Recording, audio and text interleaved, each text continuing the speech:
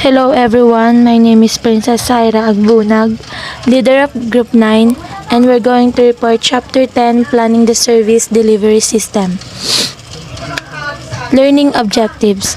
After reading this chapter, you should understand how to plan, design, analyze, and check the hospitality organization's service delivery system. How to design a delivery system using several methods such as flow charting, blueprinting, the Universal Service Map, and PERT CPM. How to use fishbone analysis, poka-yokes, and other methods to locate the source of problems and prevent their occurrence or reoccurrence.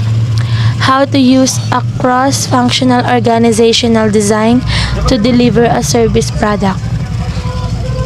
Key terms and concepts.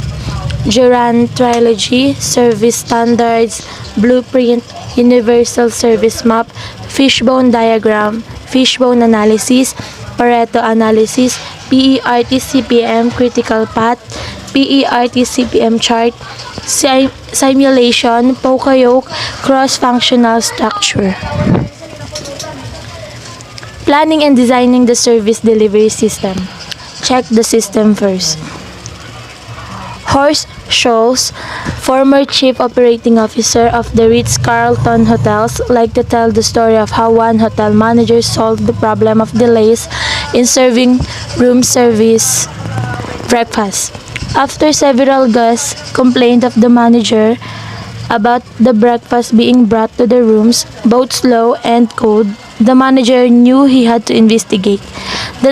The traditional managerial solution to the problem would have been to call in the loudly criticize the offending room service manager for technical incompetence and poor supervisory. Then, properly disciplined manager would return to the kitchen, gather the room service staff around, and yell at them. After all, in most organizations, blame rolls downhill to the lowest level employee. Scholz used the example to illustrate a different problem-solving approach. The manager organized a team of room service people and asked them to study the problem. Find out why the meals were not getting to guests within a reasonable time and suggest ways to solve whatever problem they found. The team did exactly that. They studied the problem at great length and found that the cause was unavailability of service elevators needed by the room service people to get the meals quickly to their guests. They studied why the elevators were unavailable and even had the room service employees spend an entire morning in the elevators with a stopwatch to see where the elevators were, what they were being used for, and why they were unavailable when the room service people needed them.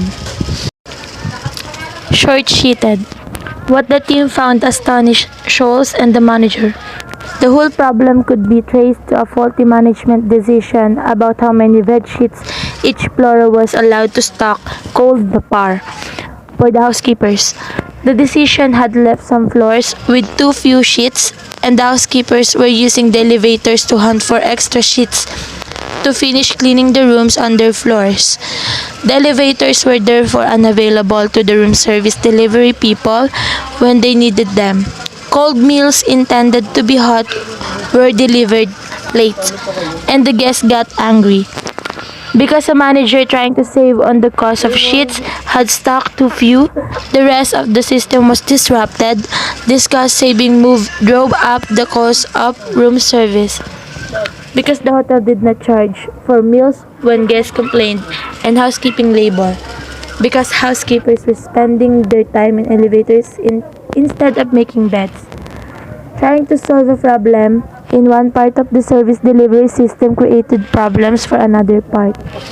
The total impact was to drive up costs and cause guest dissatisfactions. So dito po sa short-sheeted, the biggest problem was originated by the management's incorrect choice on how many sheets each level may have for the maid or the housekeeper. The rest of the system was down because the manager trying to save the score ran out of inventory. Ang cost-cutting method po kasi ay nagbabawas ng gastos ng bawat room service at housekeeping dahil hindi naniningil ang hotel para sa mga pagkain kapag nagrereklamo ang mga bisita. Lesson learned. What manager would ever have thought that the late breakfast problem would be solved by adding more bed sheets to available supply on each floor? Scholes drew 3 lessons from this story. First, managers aren't smart enough or don't have enough time or information to prevent or solve all the problems by themselves. Therefore, they tend to find the simplest, quickest solution, which is usually based on their assumption that a subordinate isn't sufficiently motivated, trained, or supervised. These managers rely on the traditional theory that if you correct the person, you correct the problem. Second, employees may have a better chance of finding the root causes of problem than the manager. After all, those in the middle of the situation often know more about what is really going on than the manager.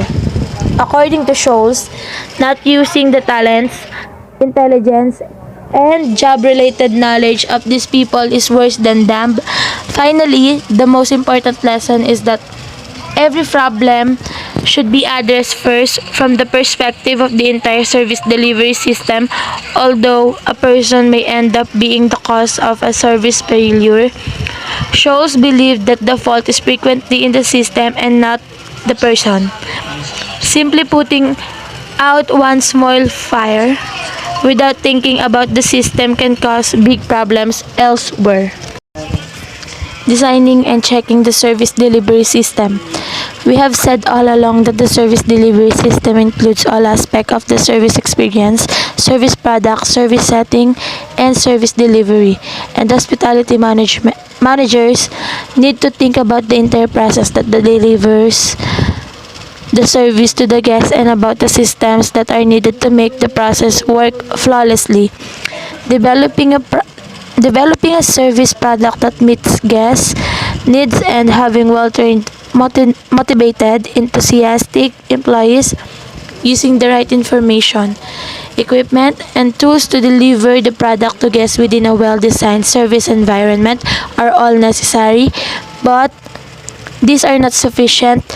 The key component of a flawless service experience is making sure that the entire service delivery system, the process by which the service is delivered to the guest, is designed so that it effectively integrates the many elements of the experience to make it happen in the way what the customer expects.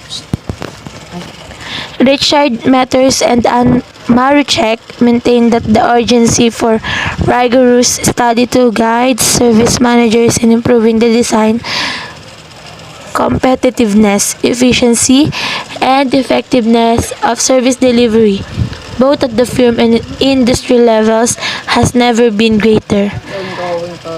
One, achieving guest delight and avoiding service failure can both be greatly affected by delivery system design. Every hospitality organization should spend whatever studying and planning time and energy it takes to get the system right. It is a crucially important topic. The goal: fail no guest, delight every guest. The hospitality manager must spend the extra time and effort to plan and organize the service delivery system so that it works right every time.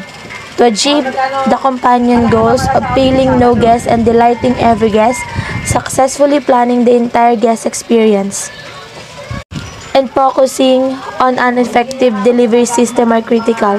While we don't want to downplay the contributions of production management techniques and the solution that the industrial engineers have found for problems in manufacturing organizations, these tools cannot guarantee the success of any hospitality organization's service delivery system because the guest is always the ultimate judge of the quality and value of the guest experience. Service delivery system designers must therefore ensure that they design the experience from the guest's point of view and not their own. many organizations design their service production and processes for employee convenience or efficiency. Although the system should be user-friendly for employees, the outstanding hospitality providers organize the service around the guest needs, expectations, capabilities, and actual behaviors. The delivery of any service should always be smooth, seamless, and transparent from the guest points of view. Some guiding principles. Given the goal of providing exceptional customer service and learning from the lessons of the Ritz-Carlton example, here are some principles to keep in mind. Study your customers in minute detail. Build a service delivery system that will provide the experience they expect from your organization. Monitor that system closely. Create accurate early warning measures for each possible failure. Engage everyone in the organizations in watching those measures and follow up on everything that doesn't meet your guest expectations for whatever reasons. If failures occur repeatedly at certain points, change the system design. If service standards are unmet, find out why. If the organization has a service guarantee, be sure that the delivery system can meet and exceed that guarantee. Although excellent hospitality organizations do their best to keep service failures from happening by keeping a careful eye on all the places where the service might fail. They know the failures are inevitable, therefore they plan for how to recover from the inevitable failures. They design systems that ensure success, avoid failure, and recover from failure on the key drivers of guest satisfaction. Assessing the experience and improving the system. So, darating ang huling hakbang, ang assessment and improvement after ng pagpaplan ng system at pagsubaybay sa experience sa pamamagitan ng pag-measure. Ang pag-collect at pagsusuri ng information about sa kung ano ang actual scene ay nagtutulak sa improvement ng system upang magbunga ito ng mga insight sa kung gaano kahusay ang pagpapagana ng system. So, parehong nasa management and employee ang information kailangan upang ma-redesign or maayos ang system at ang mga problem upang magbunga ng patuloy na pagpapatupad ng planong pagpapabuti sa experience ng guest. Next is the blurred lines. So dito, in figure 10:1, the phases of service delivery. So before the guest experience, we have designed the delivery system, developed service standards, and plan for and manage customer rates.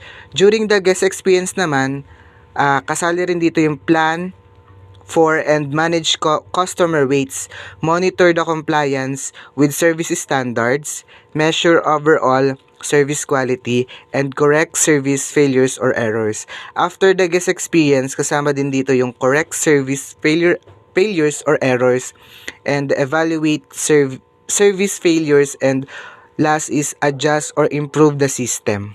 So, ang mga pagkakaiba sa pagitan ng mga yugto ng paggawa ng mga serbisyo tulad ng mga experiences sa mabuting pakikitungo ay hindi malinaw. So, halimbawa, ang isang refrigerator ay itinayo sa isang malayong pabrika. Tapos, inihatid ito sa isang tindahan at pagkatapos ay binili sa tindahang iyon. Ang bawat yugto ng produksyon at sistema ng paghahatid ay malinaw na naiiba. Ang mga hangganan sa pagitan ng mga yugto ng paghahatid ng serbisyo ay kumakatawan sa mga pagkakapatong na lugar at hindi naiiba. Next is the self-healing system.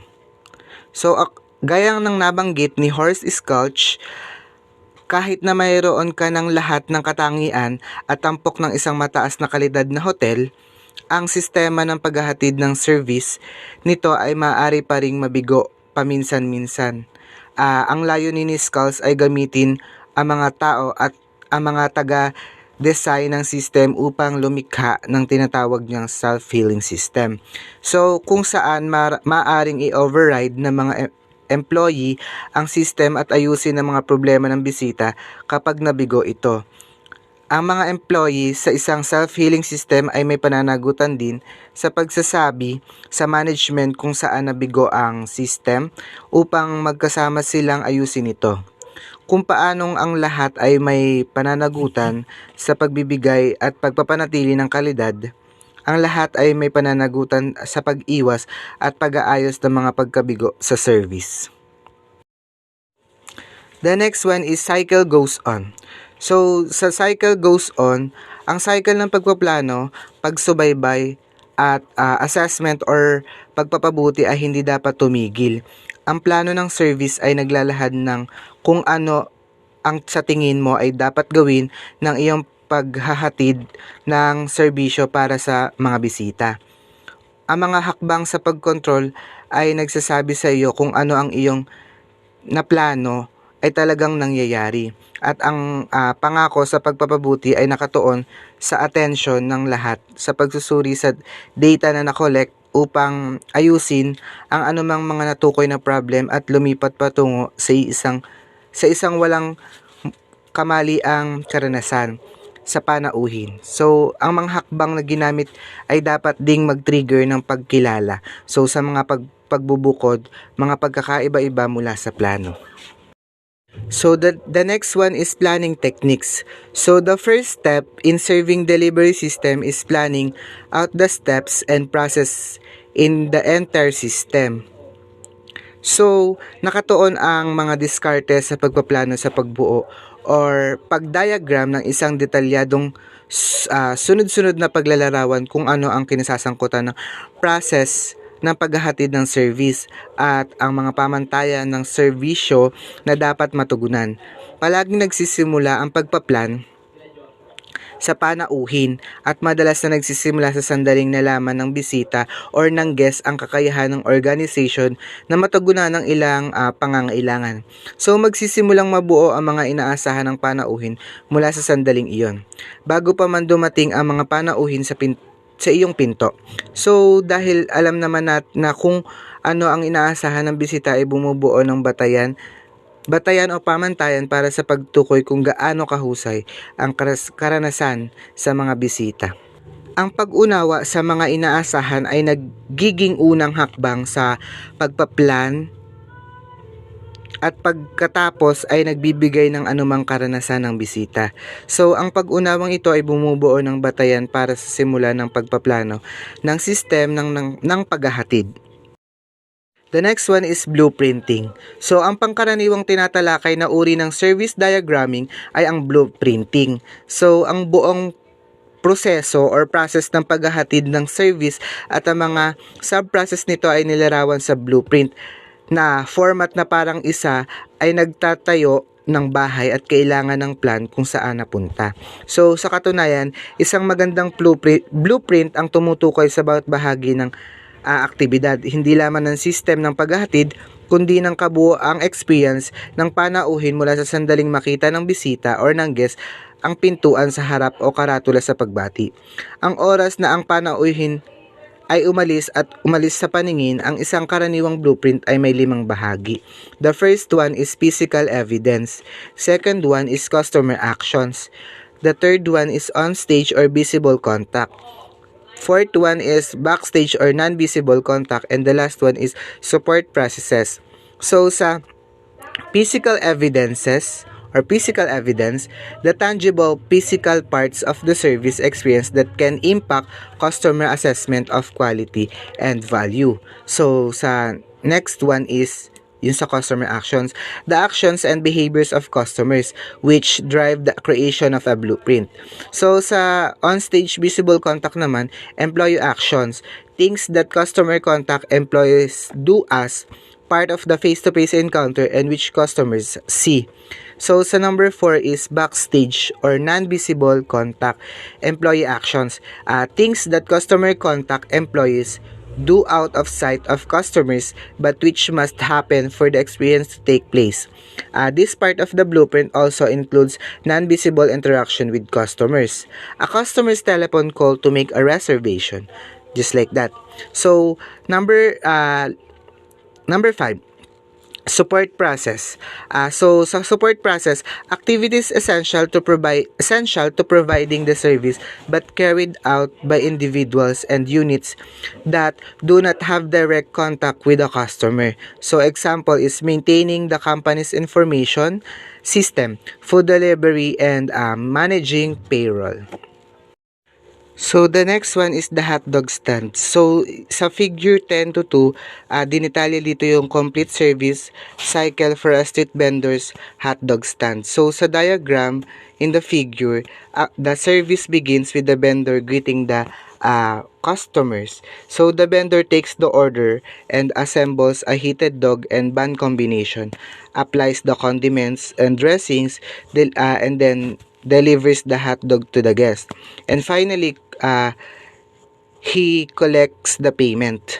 The blueprint of the service also shows an arrow dropping the applications of condiments step to represent a potential area of failure where the vendor might incorrectly select and use the wrong condiment. Crot instead of relish. For example, if this happens, the next step shown in the figure is for the server to fix the problem by cleaning off the wrong condiment and returning to the application of condiments step. The blueprint also contains some other useful information. It provides time estimates for each step so that the total time of the service experience can be calculated. A line of visibility separates the events that the customer can see from those that can't be seen. So finally, the blueprint shows the customer tolerance time of the enter cycle. Next is yung adding detail to blueprints. So pagpapalawak ng simpleng halimbawa sa pamamagitan ng pagsasama ng lahat ng magagandang punto at pagbebenta ng hotdog, gagawa ng mas komplikado ngunit mas kumpletong diagram ng process. So, ang blueprint maaaring maging mas detalyado sa pamamagitan ng paghahati-hati sa bawat hakbang sa mas particular na mga subroutine. Halimbawa, kung gaano katagal dapat magluto ang bawat hotdog or gaano dapat katagal iluto yung hotdog, mga pampalasa at ang kanilang order ng application. So, ang blueprint para sa hotdog stand ay magiging mas komplikado kung ang mga pantulong na produkto ay dinadagdag tulad ng mga sandwich or soda or ice cream na panghimagas. So, syempre, ang mas maraming detalye ay hindi palaging mas mahusay. So, ang antas ng detail ay dapat sapat upang tumulong na mapabuti or ang paggawa ng desisyon at kalidad ng serbisyo, ngunit hindi dapat umabot sa paggawa ng isang dokumento na masyadong malawak at napakalaki upang maging kapakipakinabang. So halimbawa, sinabi ni Albrecht ang kwento sa kanyang aklat na Service America tungkol sa isang blueprint ng serbisyo para sa isang frontline na employee ng bangko na napakadetalye na saklaw nito. Ang 36 na 11 by 18 na pahina. The Universal Service Map. So, sa figure 10 to 3, ipinapakita ang isang pangkalahatang map ng service, isang variant at kadalasan mas detalyadong bersyon ng isang blueprint na pangkaraniwang maaaring ilapat sa iba't ibang sitwasyon ng service. So, ito ay nagsisimula ng naaangkop sa pagpapareserba ng guest or ng bisita. Sa Kabanata 2, so sa estratehiko pagpaplano, tinatalakay namin ang kahalagahan ng isang diskarte or the strategy na nakatuon sa customer na kumakatawan sa pangangasiwa, sa pamamahala, sa kahusayan ng serbisyo na nagtutulak sa lahat ng bagay sa organization ginawa. Kasama ang system ng paghahatid ng service, sa makatuwid ang proseso sa pinapakita sa figure 10 to 3 ay sumasalamin sa papanatili sa hotel mula sa pananaw ng bisita or ng guest, hindi sa hotel. Next is the line of internal interactions. In the universal map, 3 horizontal dotted lines divided groups of boxes. So the bottom line is the line of internal interactions representing all the things that must happen inside the organization to produce the service experience. So in this group of boxes are the organizational back of the house functions that supply and support the frontline service employee with the product part of the service experience. So this would include the reservation system of a hotel. So the kitchen for a restaurant and the underground trash removal system at the Magic Kingdom. So the customer doesn't usually see these activities being performed. So but their impact on the service experience is none less considerable. Moving trash in the Disney theme parks is a good illustration. Since dirt trash and clutter interfere with the fantasy, Disney has designed a way to remove it without customers noticing. Or yung nag-decide yung Disney na gumawa ng way para ma-remove yun nang hindi napapansin ng mga customers. So, all trash produced in the Magic Kingdom is dumped into vacuum stations located strategically throughout the park. So, the trash is whisked away beyond sight of the customers. Next is the line of visibility. This line separates activities that are visible to the customer from those the customer cannot see. So the service employee disappears beyond this line from the view of the customer to interact with the back of the house operations. So after the server at a restaurant takes an order from the guest, she disappears from view to deliver it to the line cook in the kitchen. So although this part of the service delivery process occurs out of sight of the customer, so recognize this interaction between server and cook as a category or categoria of activities is important because the service failures at this point are frequent. So problems arise when the server does not take the time to write down the entire order and assumes that the cook will know what to do. So, or when the convention manager forgets to tell the food and beverage department all the details about the time and length of the convention food break.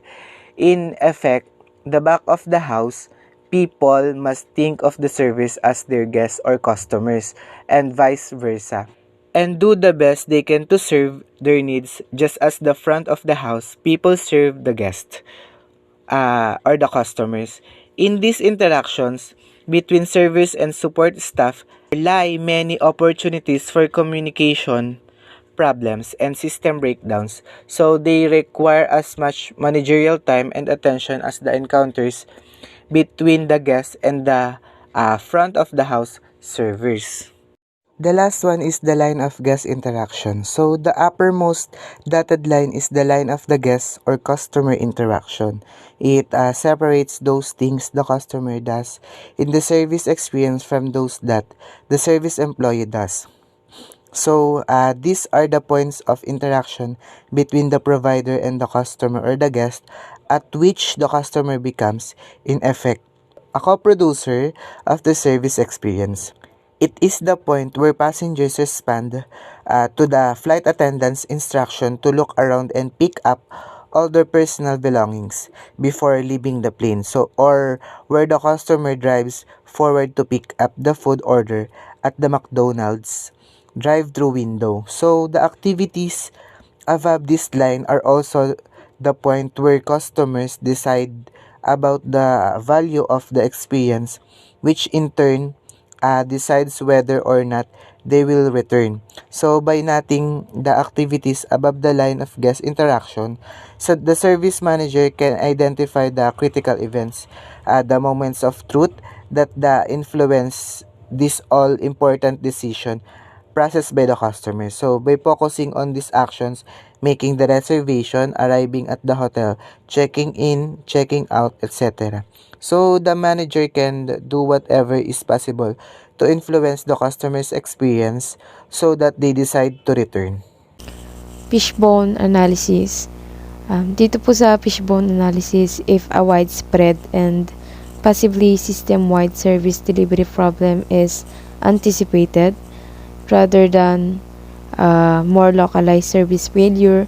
Yung cause and effect analysis in the form of a fishbone diagram ay pwedeng i-employ in the delivery system design. It allows you to focus on the issue areas in order to avoid or recover from poor service outcomes. Yung fishbone analysis is frequently utilized to make significant modifications to the distribution system. Basta po yung fishbone diagram is a cause and effect diagram that aids in determining the causes of flaws, variances, or failures in a process. A fishbone diagram, also known as an Ishikawa diagram or cause and effect analysis, is one of the most important tools in a root cause investigation. In late departures at Quick Connect Airlines, yung nasa figure 10.4 po ay naglalarawan ng paggamit ng fishbone analysis upang malutas ang isang problema sa Quick Connect Airlines, a fictional regional connector airline. Too many planes departing late. Sa diagram na yun, the issue becomes the fish spine, the general regions in which problems that could cause flight delays can occur are attached to the spine as bones. For example, yung equipment is required to get planes off the ground on schedule and therefore becomes a possible source of delay. All probable causes of equipment failure become bones attached to the equipment bone, and so on for each resource and its potential difficulties. Potential failure contributors po ay usually discovered by a group conversation with the affected employees. They should be aware of the causes for late departures. Employees at Quick Connect should be able to notice potential problems quickly. In resource categories, yung equipment, personal, procedures, supporting services, and other resources are all needed for an airplane to take off. They are attached po to the diagram spine, and a difficulty could emerge in any of them, resulting in the unfavorable consequence of late departures. Following the fishbone structure, the employee group working on this topic would identify first the list and prioritize the potential difficulties associated with each resource. Pareto Analysis is a prioritization technique that involves grouping probable sources of a problem according to their frequency of occurrence. Then, dito naman sa the PERT and CPM define. The PERT and CPM planning technique, which is widely utilized in the construction industry and the military, can also be useful to the hotel industry. Yung PERT, which is the Program Evaluation Review Technique, and CPM, which is the Critical Path Method, are acronyms for Program Evaluation Review Technique and Critical Path Method, respectively. Due of their similarities, these two methodologies have been combined into a single planning strategy and gadget known as PERT and CPM. PERT and CPM has all of the advantages of a competent planning tool. It gives the manager a detailed, well-organized strategy as well as control measurement procedure for determining how well the plan is being carried out. PERT in CPM is beneficial for planning large projects like holding a convention, constructing a convention center or or launching a new hotel. PERT in CPM can also be used to plan a wide range of smaller recurring tasks with a beginning, a finish, and a slew of activities in between. There are steps in the PERT CPM process.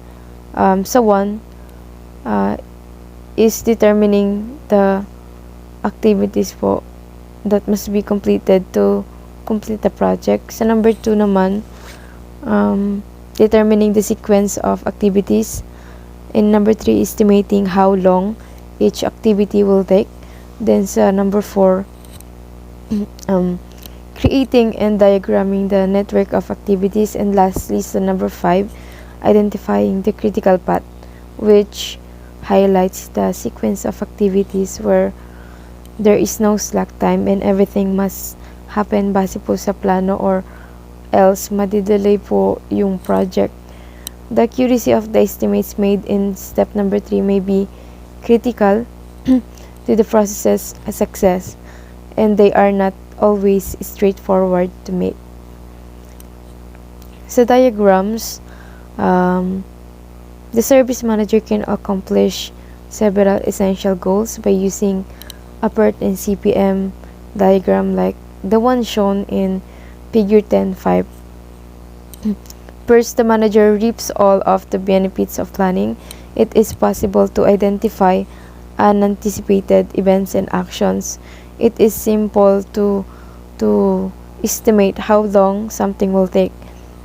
Everyone involved in the project has an easily understood picture in the form of a PERT and CPM chart that illustrates all of the project's elements, the order in which they must be completed, time estimates for completing each project steps, and the total time for completing the project.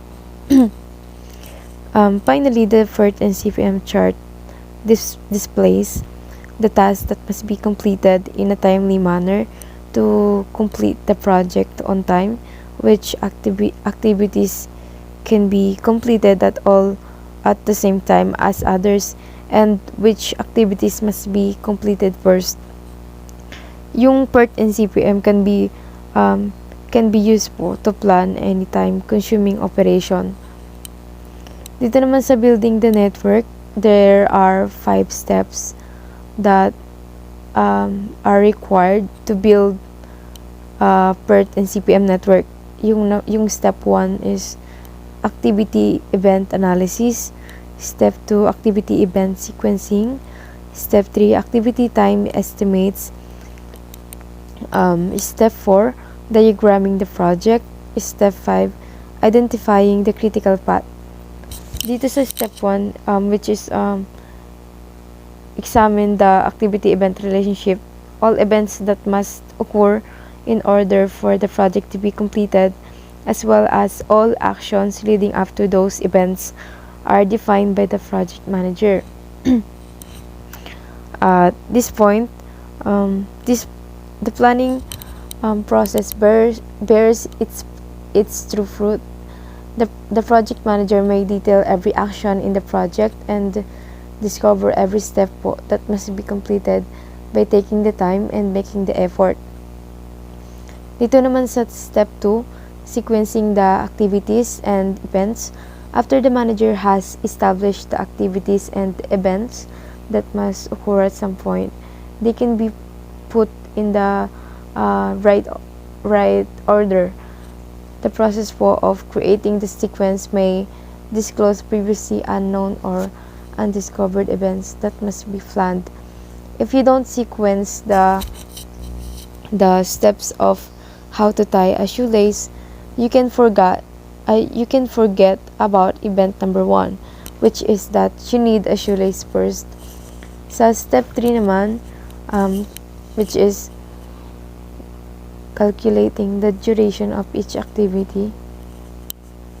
The management must then estimate how long each action will take in order to determine an expected time for finishing each event and the full project. Sorry. To arrive at a weighted average time estimate for each action, the manager can use the following formula,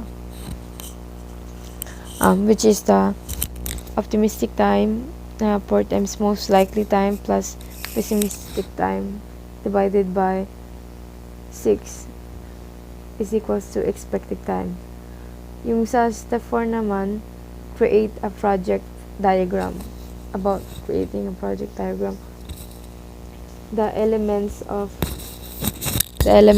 the total project diagram can be put together once all the events have been scheduled, the activities have been described, and time estimates for each activity have been made.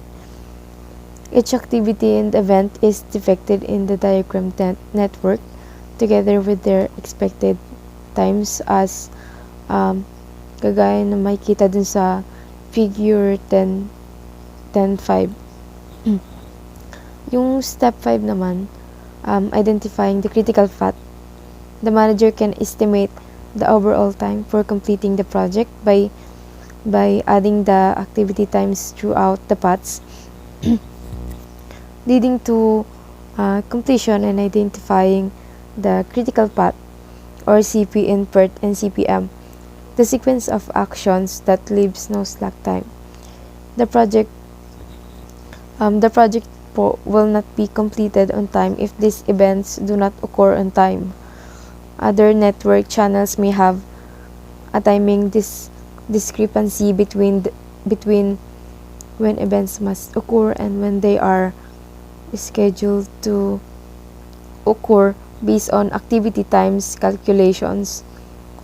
Yung nasa figure 10.5, pinapakita nito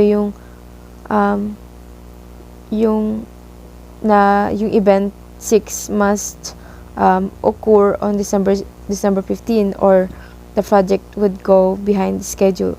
However, yung event 6 is scheduled to end on December 12, giving the project manager some breathing room.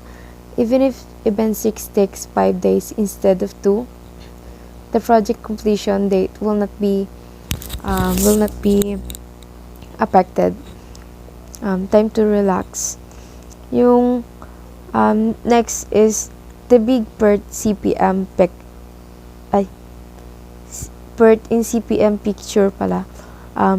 The PERT and CPM network diagram, in addition to showing the critical path, the projected completion time for the project, and the complete sequencing of activities required to complete the project, provides a fantastic visual of what is involved in the project, and the manager can use the diagram to show everyone how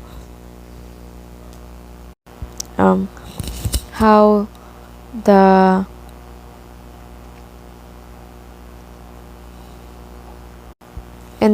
entire project looks, what each person's role in the project is.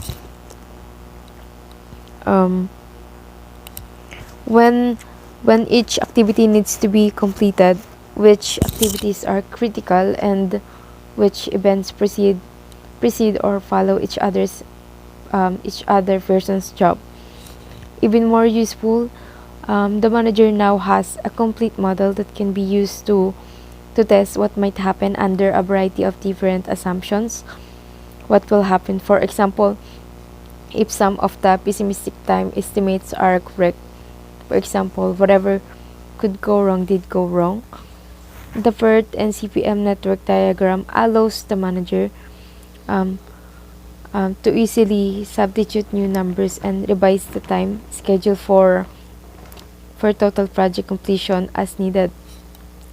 Obviously, every major project involves a large number of unknowns. However, with this tool po, The manager can enter the uncertainties and recalculate their impact on the project if they occur. Next is holding a convention. The PERT and CPM diagram in Figure 10.6 depicts the steps required to plan and um, hold a convention. Si Dorothy Barker, the convention manager, went through all of the above steps to determine the activities, their sequence, and time estimates. Then she set up the PERT and CPM network to show the customer hotel staff, hotel staff members who will be um, critical in providing convention services and herself everything that needs to happen to complete a successful convention. This diagram can be used as a daily planning tool. It can be hung on the wall to show everyone the activities they must complete each day kasi po most convention managers are are in charge of more than one convention at a time. Having these visual representations for each convention can be extremely helpful in extremely helpful for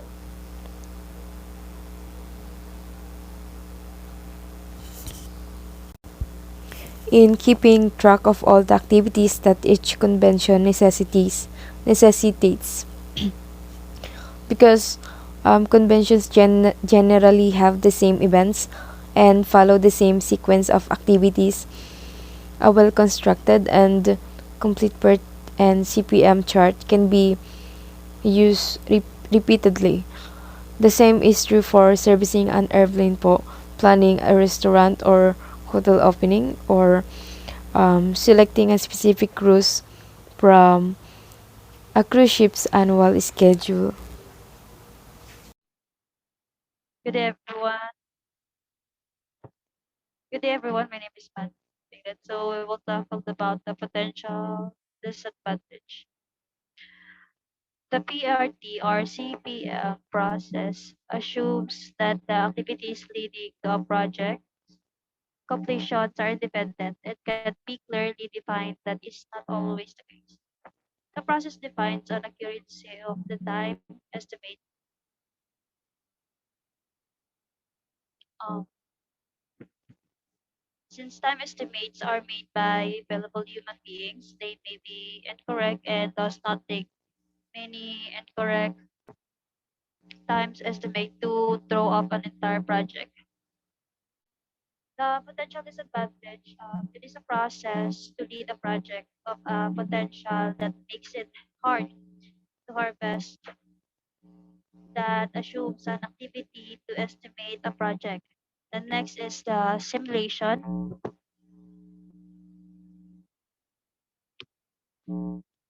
Simulation is an organization use a wide variety of simulation when planning the service delivery system. Simulating customers' behaviors allow for a better comprehension of how variety and customers affects the, the system's ability to deliver the service at the expected level. Ang simulation, um, it is an imitation of the real thing. Maaring nakadoodle ito sa isang piraso ng papel na may lapis din o maaaring gawin ito sa mga computer.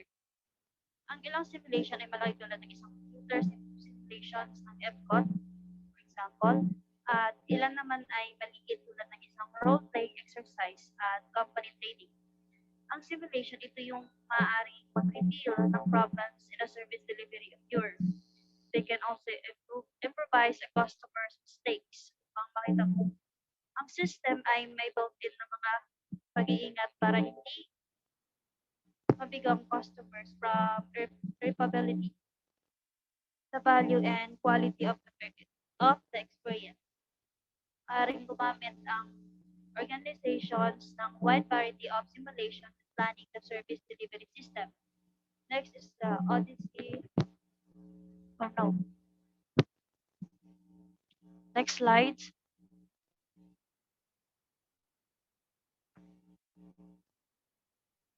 At Epcot, Walt Disney World Resort used a computerized simulation model of Epcot during the planning and design of the park. Different patterns of guest behaviors are modeled to make decisions about the park capacity, attractions, restaurants, and other facilities. In this picture, you can see the um, where where the attractions are built, the restaurants, the other facilities para ma-compromise nila yung ano ng area. Then next is yung Odyssey Restaurant. Odyssey Restaurant was somewhat remote from the exit of many attractions. The model predicted that guests would head for fast food location placed at the exit of the other two attractions. Specific example of the how Epcot simulation did a surprising discovery. Simulation ran to predict how they would use Odyssey Restaurant, a large fast food facility. Sa Future Book Showcase section, study na malinaw na ipinapakita dito yung ang mga bisita ay naghahanap ng fast food na malapit sa exit ng anumang attractions and also to enjoy the scenery of the place. Next,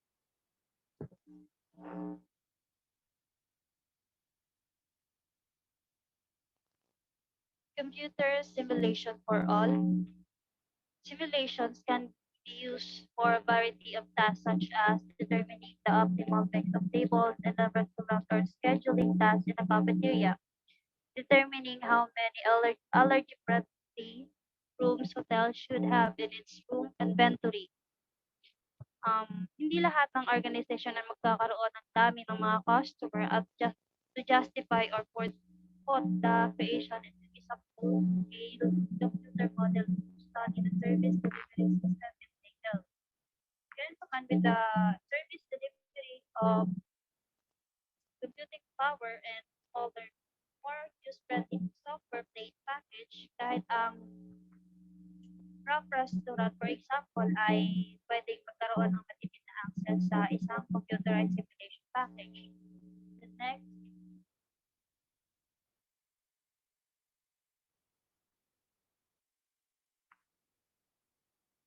targeting specific problems area in a service delivery system.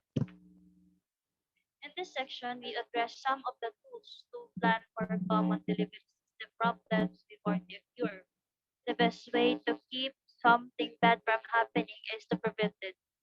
Like for example, Abbey's notes that their standards for dosing out sandwiches after this for a specific number of minutes not only prevent problems but from occurring.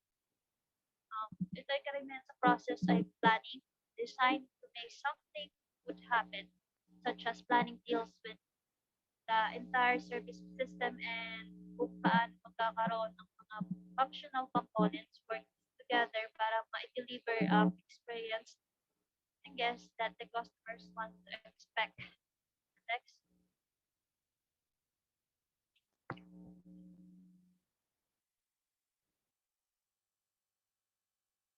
forecasting demand to prevent problems. A major function of planning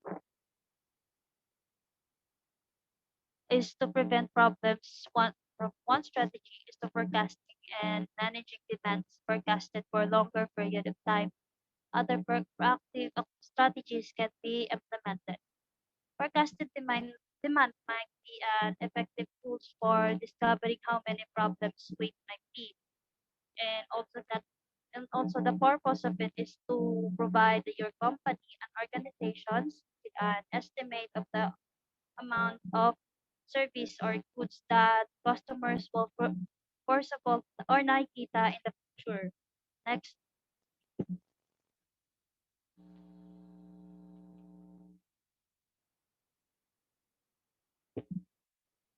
training.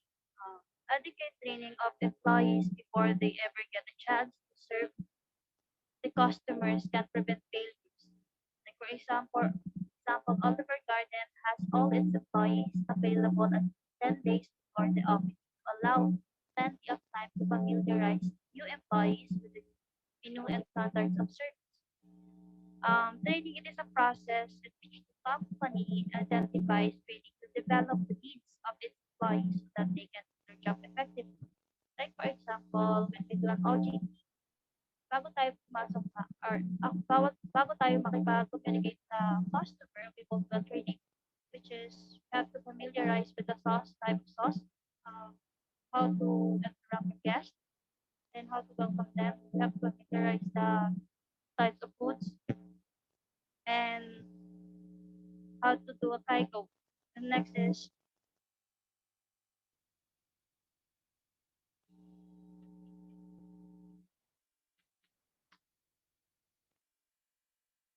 quality terms.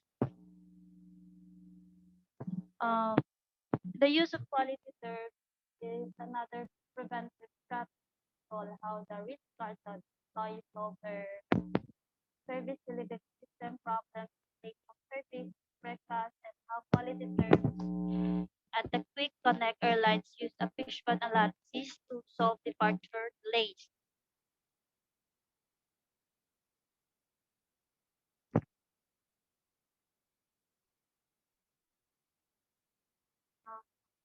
Wait a minute. Pakibalik sa quality terms. Quality terms this refers to a measurement and decision kung ang product or service is acceptable. Implemented in the terms ng idea na lahat ng process, products, and actions should have an assigned level of acceptable performance. Next, poka-yokes.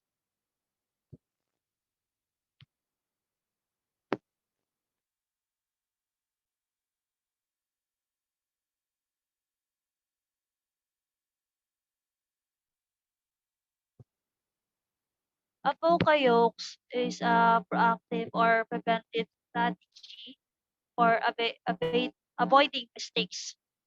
It originated in the manufacturing sector but can be used in planning and monitoring the service experience. Poka-yokes can be several forms such as mechanical, electrical, or human.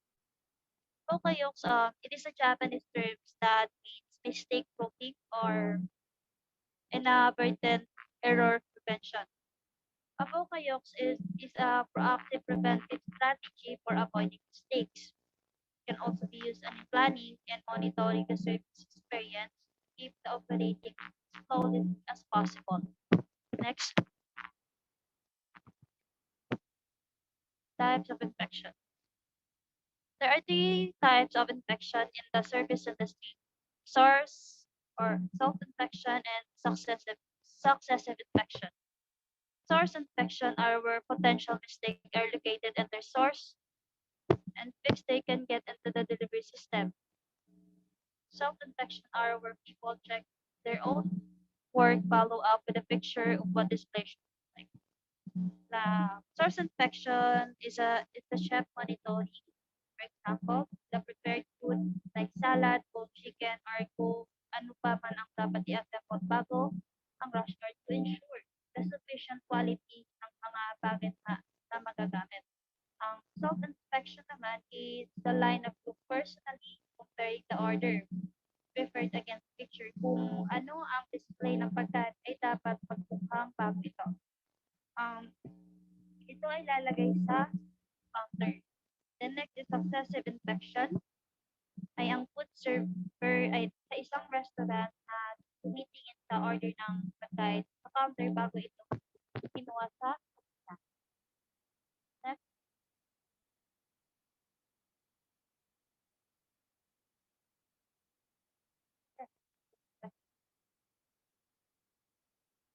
warning and control. Poka-yokes are warnings that signals the existence of a problem and controls that stop production until the problem is solved. Warning focus are useful in process where an error-prone step must be completed before the next step can take. Warning and control designed to prevent errors and defect, defects from happening. Control mechanism to stop the next step or a process from occurring. It helps avoid making mistakes like, for example, micro oven, microwave oven. Pinapatay ng system ang microwave oven pag bubuksan stop or buksan yung ano na.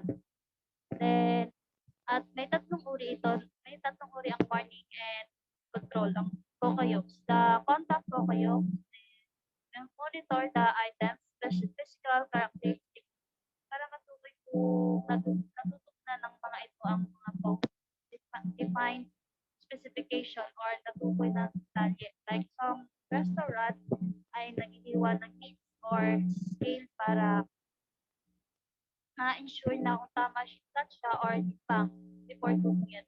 Second, fixed value or constant number. Ito ay ginagamit when a certain step is repeated, such as frying French fries, to ensure that the step is done at the same time or the same way.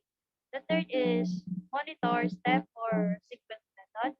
It is when more than one step is involved. Another example of Poka-yoke is you wash the dishwasher. And next is Poka-yokes for customer can be included to enable customers to prevent their own problems. Customers are frequently involved in the service delivery process.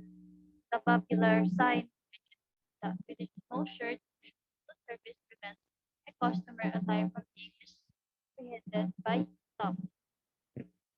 Ang Poka-yoke ay maaari bigyang daan ang mga customer na maiwasan ang kanilang problema. Like for example, customer are irritated by a frequent fast food service failure. Like yung magkamali ka ng pagbigay ng order nila. To avoid this failure, like Burger King installed a poka-yokes video display or tinatawag na order confirmation unit sa mga drive-thru window. Ito upang ma-verify ng mga customer ang occurrence ng mga order nila. Kapag tama ba yung order na nakikita. Next,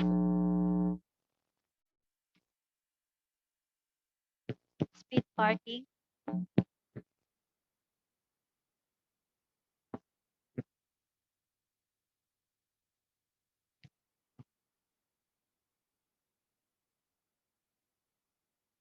Next po,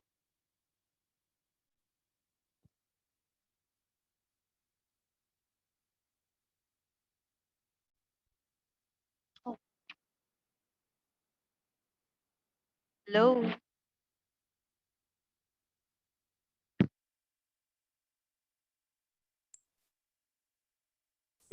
Next po,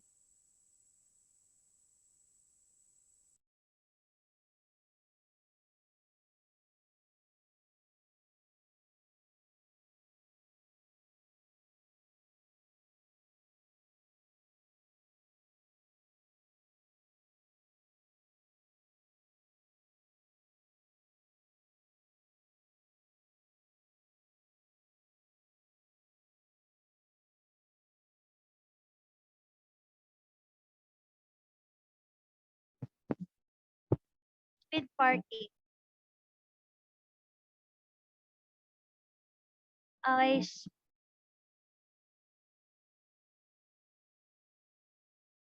speed parking.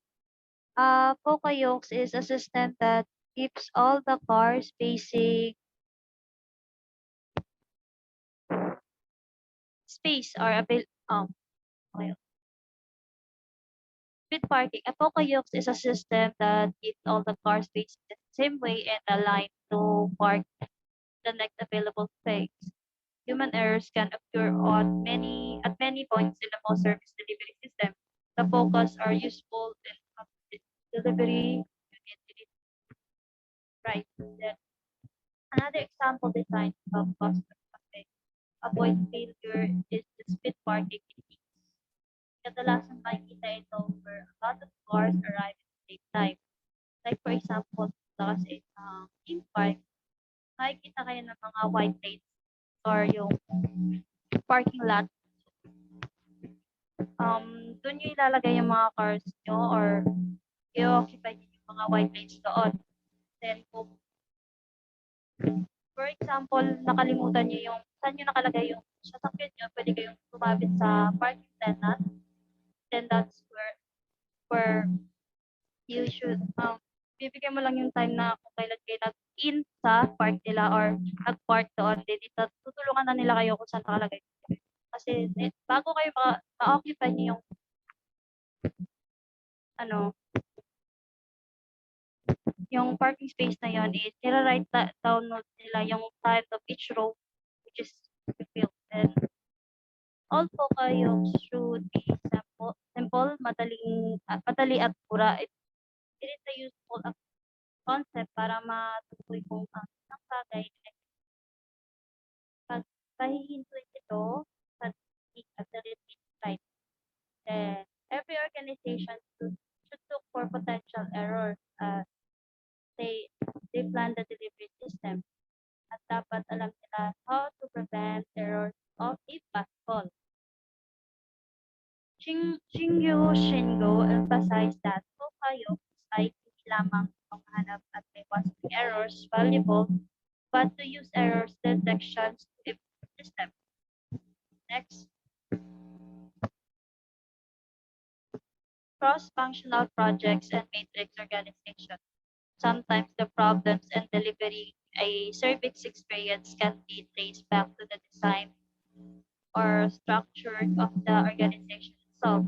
A functionally organized hotel, for example, may not consistently provide the service experience defined by its mission it, if its individual department focus on their own individual goals and objectives rather than guest satisfaction across the entire experience.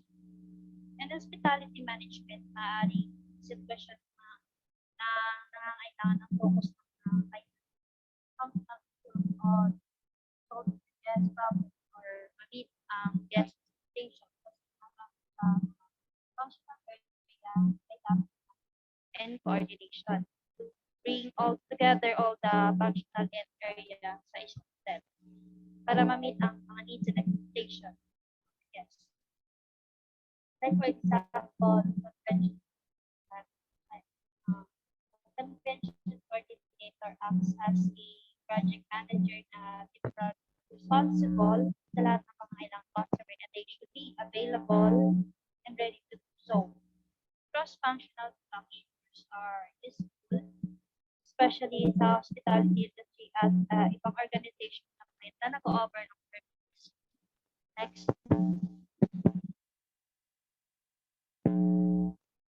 At the Ritz Carlton, the hotel won the Malcolm Baldrige Quality Award. So, about cross-functional organizational systems identify and corrective approach. The Ritz Carlton had guest survey to identify guest satisfaction measure.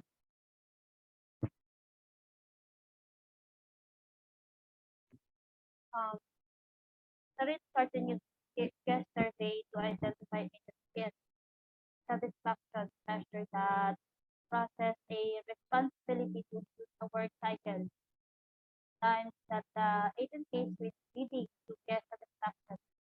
The key is important to start as a manager position because this person is responsible to eliminate the limitations to the importance of the guest because the manager was focused on the hotel guests and what satisfies them. That's the advantages and disadvantages of cross-functional projects and metric structures.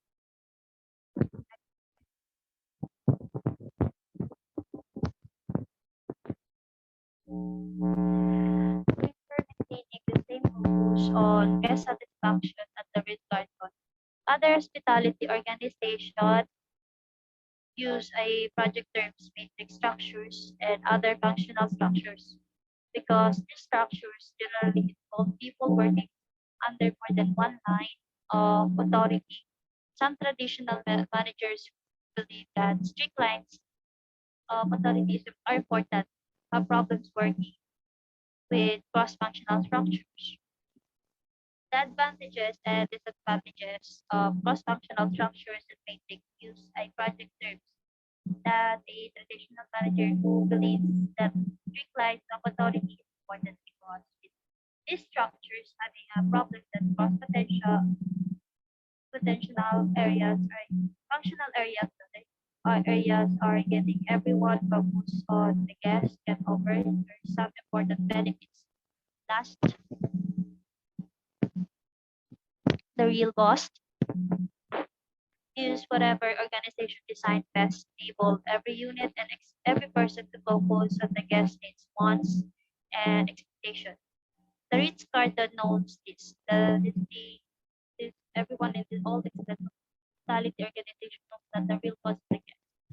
Yes, we will. Yes, we are. Lahat naman tayo alam natin kung sino yung real boss if it comes to hospitality management. Um, our organization are useless without the guests, right? And the function is to ensure that ang kanilang guests ay experience meet or exceed their guest expectation. Mas nahigitan pa natin yung expectation ng ating mga guests natin when it comes to hospitality management. Yun lang po. Thank you.